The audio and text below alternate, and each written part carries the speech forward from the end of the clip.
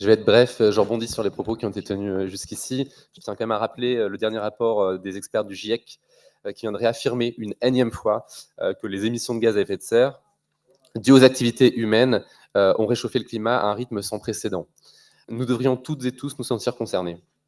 Vous contestez sur Châtenois une décision de justice suite au recours déposé par Alsace Nature il y a plus de 2 ans.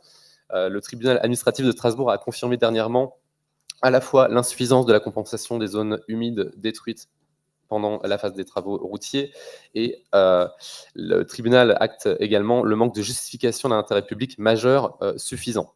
J'insiste sur le fait que ouvrir les vannes pour toujours plus de trafic routier n'est pas la solution. Ce n'est qu'une rustine temporaire posée sur une problématique bien réelle. Notre groupe avait déjà demandé un moratoire sur les projets routiers de la collectivité européenne d'Alsace lors du vote du budget 2022. Cette demande est restée sans suite. Au contraire, vous projetez de poursuivre des projets vieux de plusieurs décennies, mais également de lancer de nouveaux projets, de nouvelles routes à travers toute l'Alsace.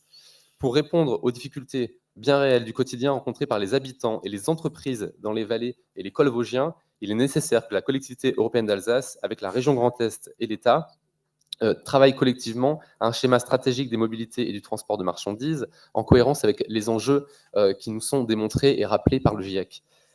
L'application d'une taxe poids lourd, prérogative de la CEA, sera une partie de la réponse pour diminuer le trafic de poids lourds, assurant un transport européen de marchandises sur le sol alsacien et au-delà.